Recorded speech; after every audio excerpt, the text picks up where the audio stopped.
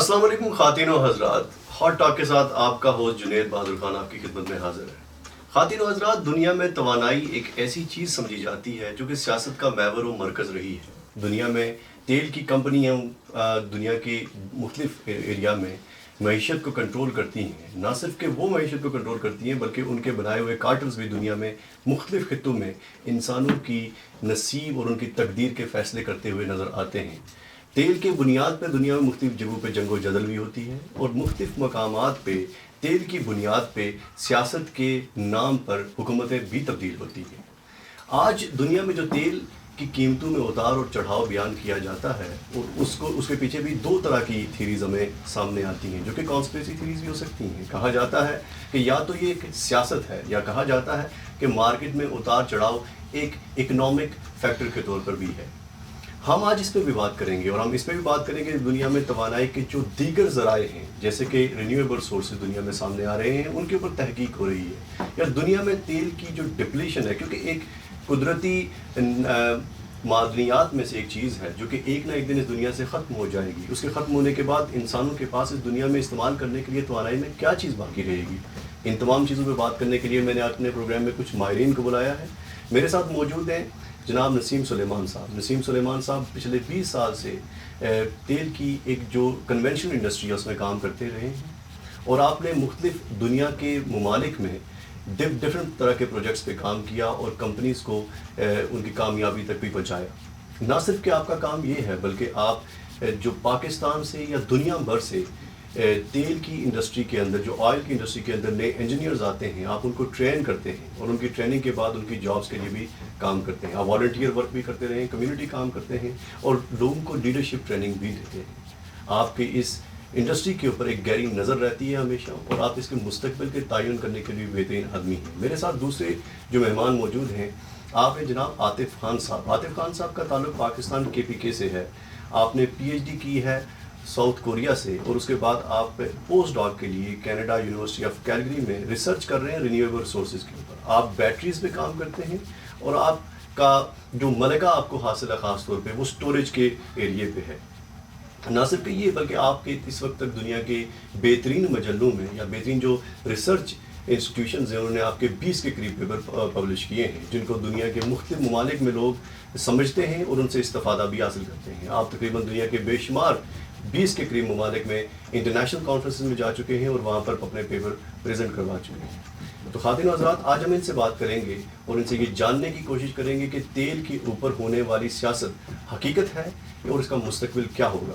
تو نسیم بھائی، بات کا آغاز آپ سے کرتے ہیں۔ دنیا میں جو تیل کی ٹریڈیشنل انڈسٹری ہے یا جو کنونشنل انڈسٹری ہے، اس کا کوئی مستقبل آپ کو نظر آتا ہے؟ آپ کو لگتا ہے کہ یہ واپس جو پرائزز نیچے جا رہی ہیں استحکام بخشیں گی؟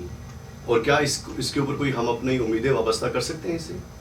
بھائی، آپ کا سوال جو ہے بہت ہی فنڈامنٹل ہے، لیکن آج کی دنیا کے حساب سے اگر ہم دیکھتے ہیں اس سوال کو تو اس کے پیرامیٹر سمجھنے کی ضرورت ہے۔ اور آج میں جواب ڈائریکٹ دوں، پہلے ہم اس کو فنڈامنٹلس لیتے ہیں کہ جو آئل کے پرائسز تھے پہلے زمانے میں کس طریقے سے ڈرائیو ہوتے تھے اور آج کل کے زمانے میں کیا چینجز آئے۔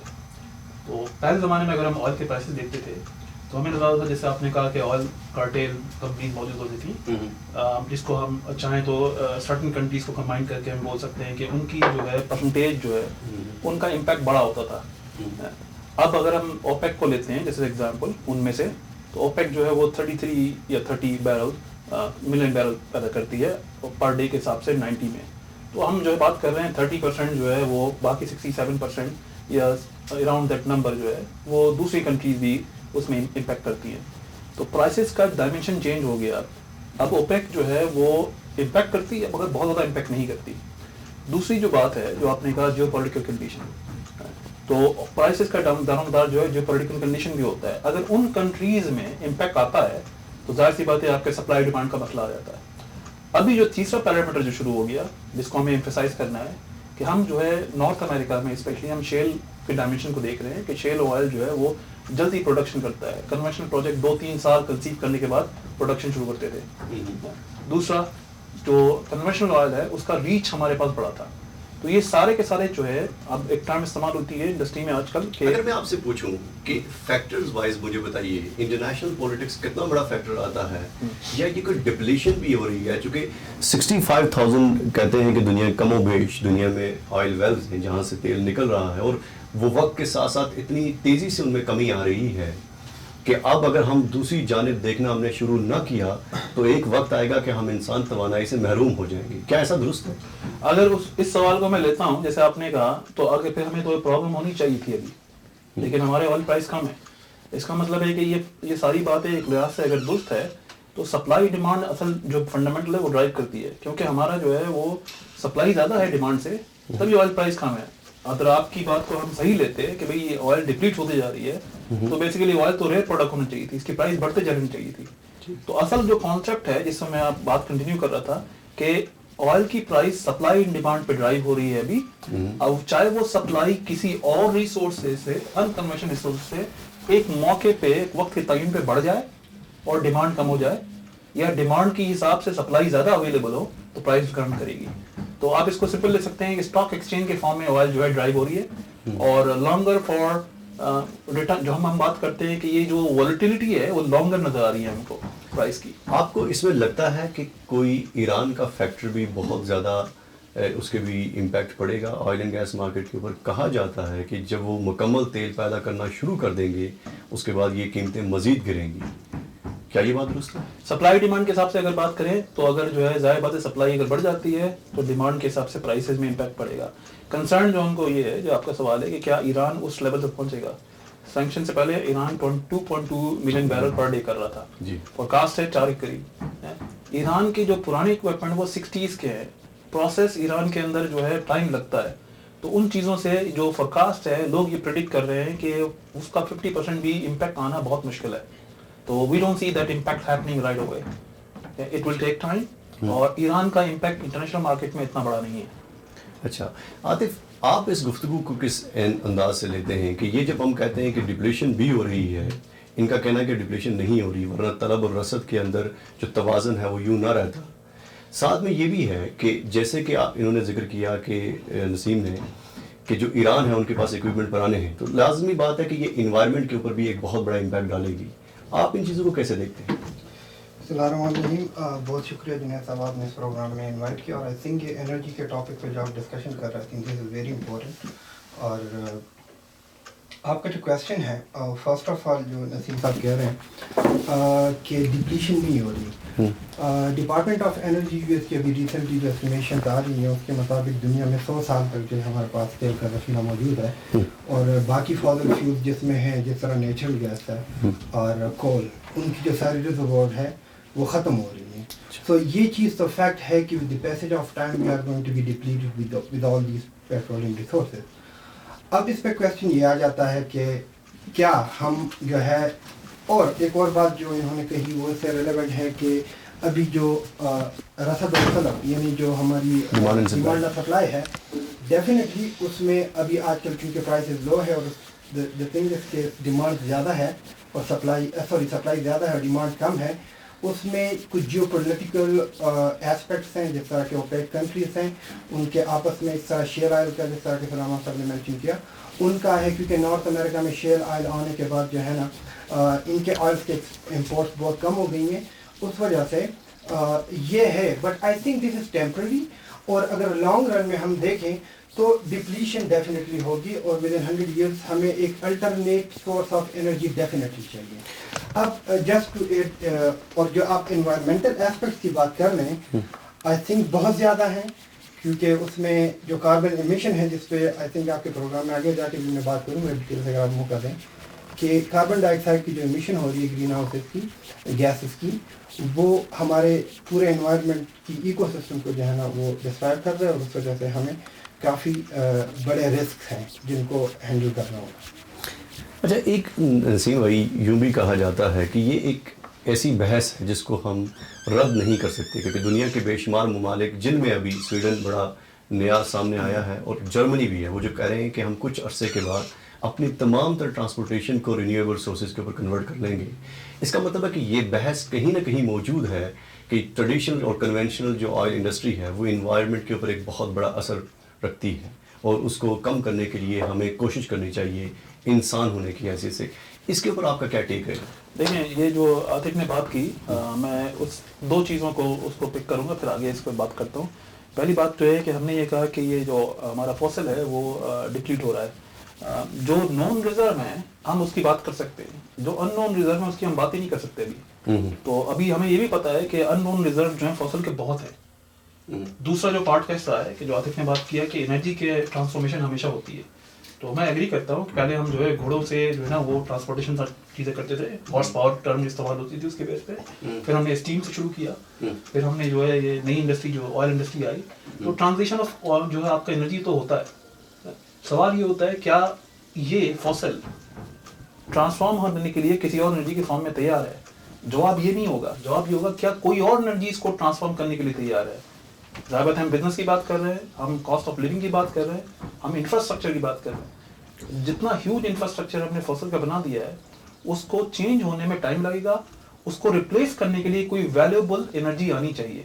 جب تک وہ نہیں آئے گی جو کہ اس کو کاسٹ وائز چیزوں وائز ریپلیس نہیں کرے گی, تب تک جو ہے فوسل کا جو ہے وہ مقدر موجود ہے اور اس کا فیٹ ختم نہیں ہو سکتا. مگر نسیم ایک اور بات بھی کہی جاتی ہے کہ یہ دنیا میں جتنی بھی ڈپلیشن کی باتیں ہیں یا جو ہم ڈیمانڈ اینڈ سپلائی میں کچھ ممالک کہتے ہیں کہ ہم تیل کی اتنی مقدار پیدا کر رہے ہیں, جیسے کہ ایران نے اب یہ کہا ہے کہ 3.5 ملین بیرلز پر ڈے تک جا چکے ہیں, وہ 5 تک جانا چاہتے ہیں. کہتے ہیں کہ یہ ایک سٹنٹ بھی ہوتا ہے کہ آپ پولیٹیکل سٹنٹ کے طور پہ ایک فگر دے دیتے ہیں انٹرنیشنل مارکیٹ کو اور اس کی بنیاد پہ آپ پرائزز کو کنٹرول کرنے کی کوشش کرتے ہیں. آپ انڈسٹری میں کام کر چکے ہیں, ریالٹی کیا ہے اور کیا یہ واقعی سیاست ہے؟ دیکھیں وہ آپ نے بڑی سی بات کی کہ کانسپریسی تھیوریز جو ہے اس کا پتہ چلنا ہے کہ کون سی الٹیمیٹ تھیوری ہے کون سی نہیں, یہ تو بہت مشکل کام ہے. کرسٹل بال تو ہم سب کے پاس جواب ہوتا. جو اگر ہم انالیسس کرتے ہیں تو اس سے ہمیں نظر کیا آتا ہے؟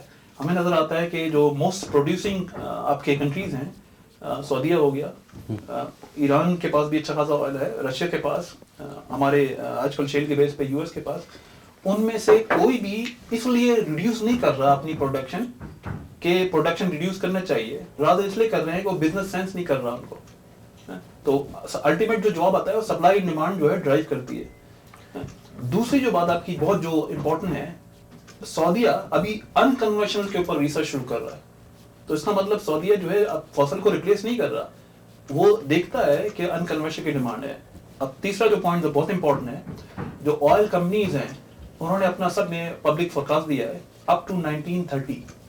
ان سب میں دیکھیں انہوں نے کہا ہے کہ جو پروڈکشن فوسل کی کم ہوگی وہ 2 سے 3 یا 5% میکسیمم ہے. 1930 کی بات کر رہا ہوں, بعد نے 1950 کے لیے دیا ہے. تو 50 اگر ہم بات کر رہے ہیں, ہم یہاں پہ 20 پہ بھی نہیں بیٹھے ہیں, 17 بیٹھے ہیں, تو it's a big huge dimension.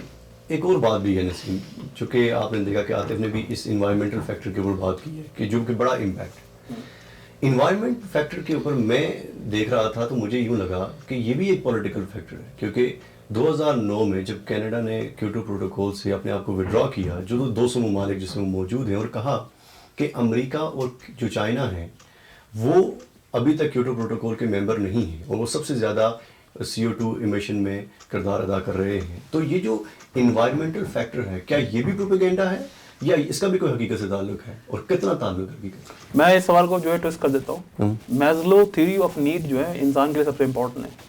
پہلے انسان کا جو ہے پیٹ بھرتا ہے, تو اس کے بعد وہ تھنک کرنے کے قابل ہوتا ہے. اگر ہم یہاں کنڈیشن کے حساب سے بات کریں تو اگر ہمارے انڈسٹری کے پاس اتنا پیسہ نہیں ہوگا کہ وہ ریسرچ کر سکے کہ چیزوں پہ, تو ریسرچ بھی نہیں کر سکتی. وہ آئل انڈسٹری جو ہے اچھا خاصا فنڈنگ پرووائڈ کر رہی ہے throughout the globe research کرنے کے لیے, and they are also thinking about sustainability, they are also thinking about renewal. But shit all those work then will not have a funding. ہمارے پاس funding ہی نہیں ہوگی کہ ان پہ ریسرچ کریں.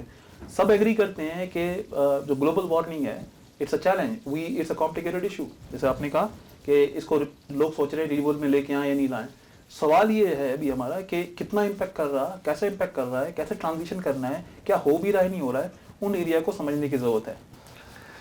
خواتین و حضرات, یہاں پر ہم لیں گے ایک بریک, اور بریک کے بعد آ کے ہم بات کریں گے اپنے ماہرین کے ساتھ کہ رینیویبل ریسورسز کے اندر کتنی ایڈوانسمنٹ ہو رہی ہے اور اس کا کیا مستقبل ہے. ہمارے ساتھ رہیے گا ایک بریک کے بعد.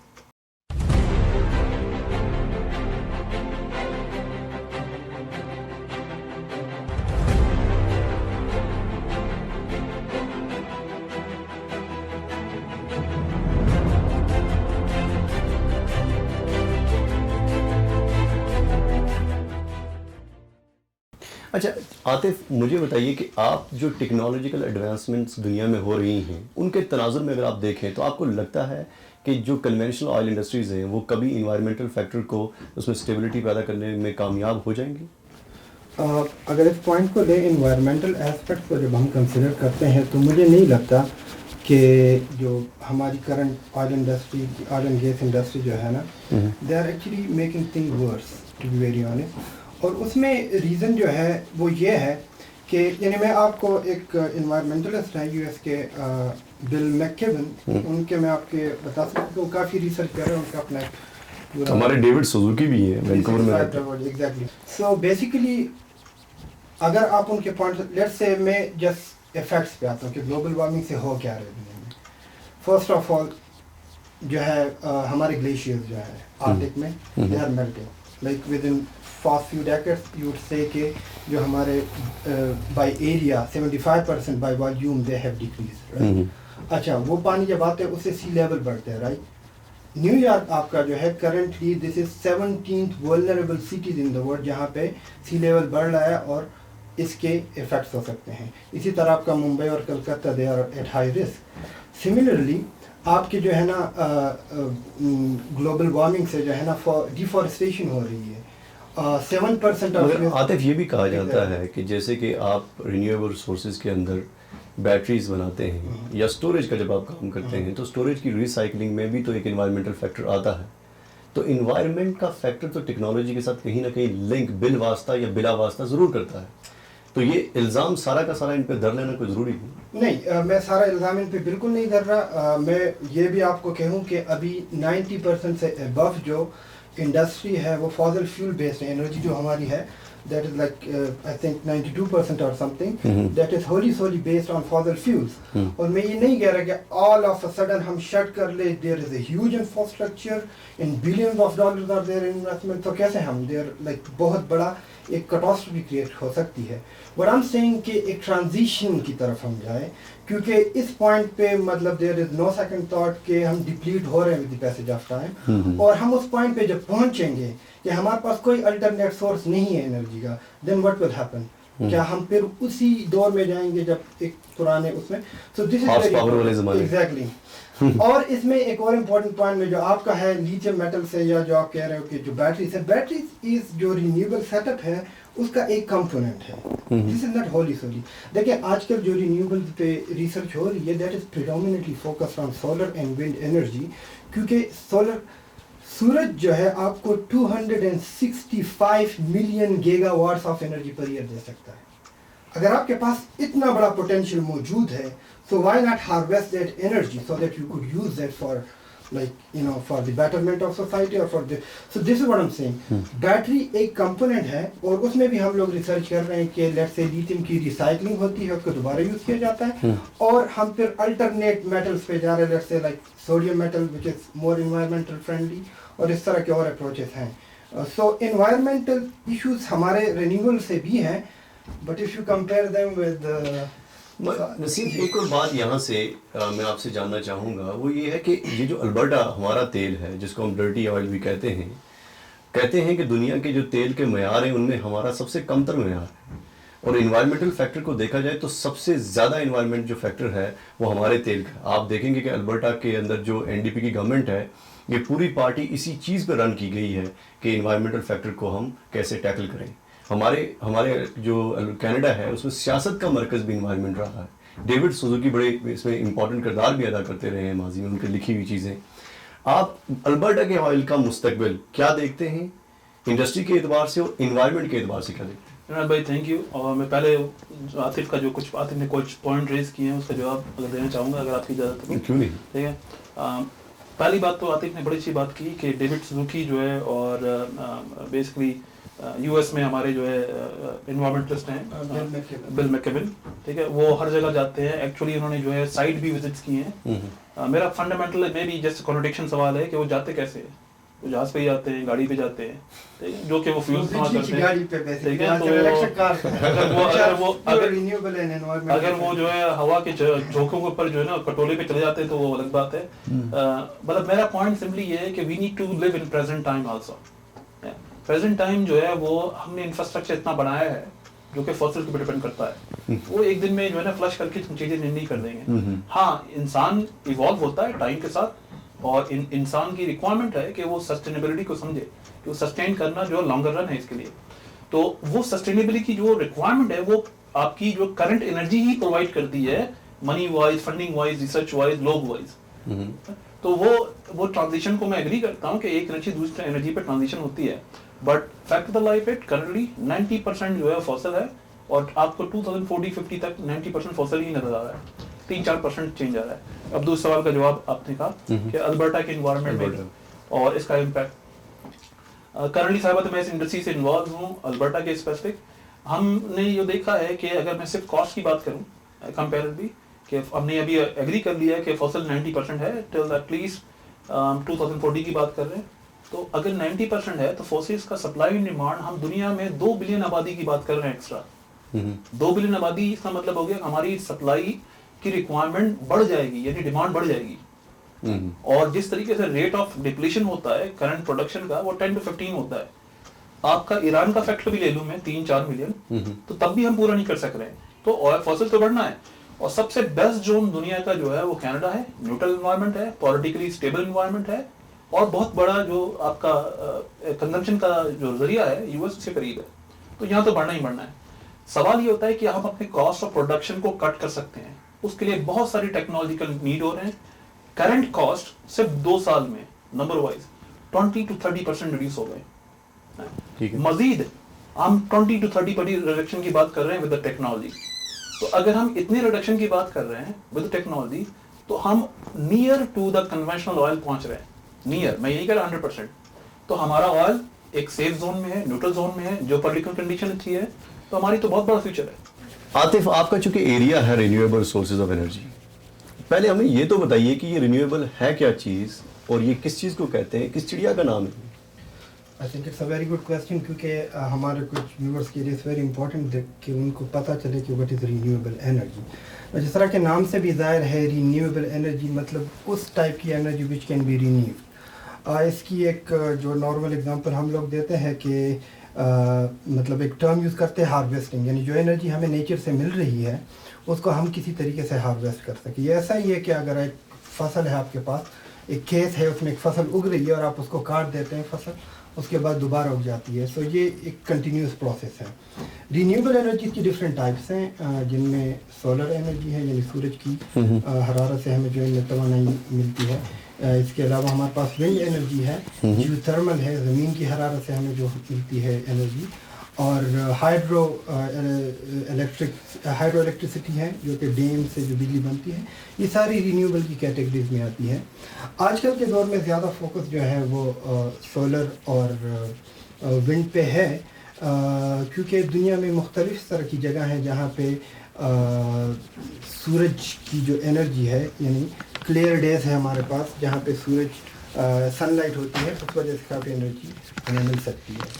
سو ہاں, یہ this is what renewable energy is. اچھا عاطف, یہ بھی کہا جاتا ہے کہ دنیا میں چونکہ جو کنونشنل آئل کی ہم بات کرتے ہیں, تو ایک بڑا فیکٹر جو ایک انڈسٹری کو چلا رہا ہے وہ یہ ہے کہ ان کے پاس اسٹوریج ہوتی ہے, جس کو ہم اسٹریٹجک اسٹوریج بھی کہتے ہیں. اسٹریٹجک اسٹوریج ہوتی ہے یا دوسری اسٹوریج بھی ہوتی ہے. ہم اس تیل کو مختلف وقت کے لیے محفوظ رکھ سکتے ہیں اور اس کے بعد اسے استعمال کر سکتے ہیں. مگر جو رینیویبل سورسز آف انرجی ہے, اس کے اوپر یہ سوال اٹھایا جاتا ہے کہ آپ اسے یا تو استعمال کر سکتے ہیں اور بس اس کے بعد وہ ضائع ہو جائے گی. آپ کے پاس اسٹوریج کے لیے کوئی زیادہ مہیا کرنے کے لیے چیز نہیں ہے. ایگزیکٹلی, یہ ایک میجر ایشو ہے جس کو ہم ایڈریس کر رہے ہیں کہ اسٹوریج کی کیپیسٹی اتنی بڑھ جائے جو کہ ہماری نارمل ریکوائرمنٹ ہے. اب تو آپ کی بیٹریاں پھٹنا بھی شروع ہو گئی ہیں.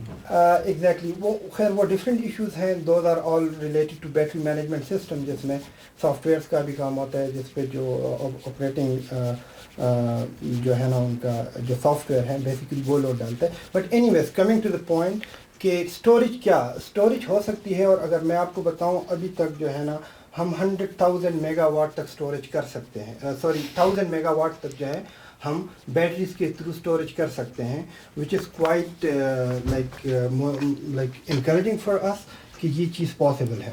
اگر آپ کی انٹیریو میں, یہاں پہ ہم کینیڈا کی اگزامپل لیں تو یہاں پہ نئے سیٹ اپ 2016 میں بلڈ اپ ہو رہے ہیں, جہاں پہ ہم لائک 300 میگا واٹ اور پھر اسی طرح 500 میگا واٹ کے ڈفرینٹ پروجیکٹس شروع ہو رہے ہیں انٹر ایریا میں جہاں پہ بیٹری کی اسٹوریج ہو سکتی ہیں. سو اوور آل یہ سارے سائنس ہے جو کہ ہمیں بتا رہے ہیں کہ رینیویبل انرجی پہ ریلائی کرنا از اے فیوچرسٹک اپروچ, اور اس پہ جو ہے ہمیں اپنی پوری R&D جو ہے اور ہماری ساری ریسورسز یا ریسورسز کا ایک میجر حصہ اس طرف جو ہے نا ایلوکیٹ کرنا ہوگا تاکہ ہم اپنے گولز اچیو کر سکیں. جنید بھائی اگر آپ اجازت دیں تو میں ایک سوال ہے عاطف سے. عاطف نے ابھی نمبر بات ایکسپلین کیا ہے 3000 5000 میگا واٹ, کہ ہم ایک چھوٹا سا شہر کی بات کریں تو وہ تقریباً 23,000 25,000 میگا واٹ کی بات ہوتی ہے. تو جو فنڈامنٹل سوال ہے کہ ہم جو ہے وہ بلیم کرنے لگتے ہیں فصل کو, اور ہم تیار نہیں ہیں بیسکلی انفراسٹرکچر چینج کرنے کے لیے کہ ہم ان کی ڈیمانڈ پوری کر سکیں.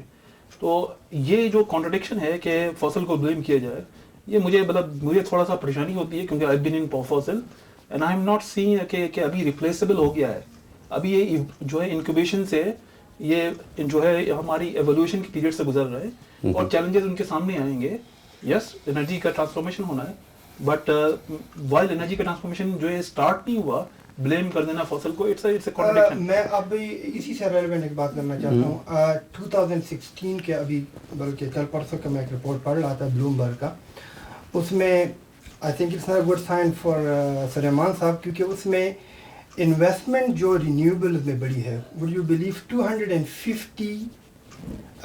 250 بلین ڈالر جو ہے نا اسپیسیفکلی, وہ that is double then amount which fossil fuel میں انویسٹمنٹ ہو رہی ہے. یہ بات درست بھی ہے نسیم, ایک اور اینگل سے بھی دیکھا جائے کہ 7.7 ملین جابس پروڈیوس کیے ان لوگوں نے لاسٹ 3 ایئرز میں, اور آپ لوگوں نے 100,000 جابس لوز کیے ہیں. آپ ایک اور بڑا فیکٹر جس کو سمجھا جاتا ہے کہ آپ کی انڈسٹری کے ساتھ اس وقت درپیش ہے, وہ یہ ہے کہ نئے ریسرچ کرنے والے لوگ آپ کی فیلڈ کا انتخاب نہیں کرتے, وہ ان کی فرسٹ چوائس نہیں ہوتی, کیونکہ یہ جو بار بار ڈپس آتے ہیں, انسٹیبلٹی آپ کی مارکیٹ کے اندر, اس کی وجہ سے زیادہ یونیورسٹیاں اس چیز کو فروغ نہیں دے پا رہی ہیں. یہ بھی ایک بہت بڑا فیکٹر ہے. اور کیا اس فیکٹر کو کتنا آپ سمجھتے ہیں کہ امپیکٹ ڈالے گا؟ پہلے جو ہے وہ عاطف بھائی کے سوال کا جواب دینا چاہوں گا. عاطف بھائی نے کہا ہے کہ اچھے خاصے جو ہے انویسٹمنٹ جو ہے رینیویبل پہ ہو رہا ہے, ڈبل ہو رہی ہے, اور ڈینائی نہیں کر رہا ہوں. نمبر ہوتا ہے کہ ڈبل جو ہے وہ کس چیز کے حساب سے, اگر پہلے آپ 100 روپے خرچ کرتے تھے, اب 200 روپے خرچ کر رہے ہیں, اور کوئی جو ہے $1 بلین خرچ کر رہا ہے, تو وہ تو کمپیریزن نہیں ہے نا. تو اب اگر ہم ان سے رینیویبل کے نمبر کی بات کرتے ہیں تو 3% جو ہے کرنٹلی کہا جاتا ہے 3% جو ہے رینیویبل کے اوپر جو ہے وہ انرجی سورس ہے, اور میکسیمم جو ہے 5 سے 8% چلے جائے گا. تب اگر میں کمپیئر کروں 90 کو اور 10 سے, تو ہم 90 کے ریشو سے بات کر رہے ہیں, کرنٹلی کی بات کر رہے ہیں, اور آل دا وے ٹو 2030-40. یو ایس نے 2000 ایک پوائنٹ ایڈ کرنا چاہتا ہوں کہ ہمیں فاضل فیولز کے جو ہمارے جو نیگیٹیوز ہیں, یعنی جو کہ انوائرمنٹ پہ ان کے اثرات ہیں, اس کو بھی کانٹیکس میں لینا ہوگا. رینیویبل کے ایز سچ کوئی انوائرمنٹل پرابلمز نہیں ہیں. اگر گلوبل وارمنگ کی وجہ سے آپ کے سی لیول بڑھ رہا ہے, آپ کے گلیشیئرس پہ گل رہے ہیں, پولوشن کی وجہ سے, ڈو یو نو کہ millions of people are dying across the plant.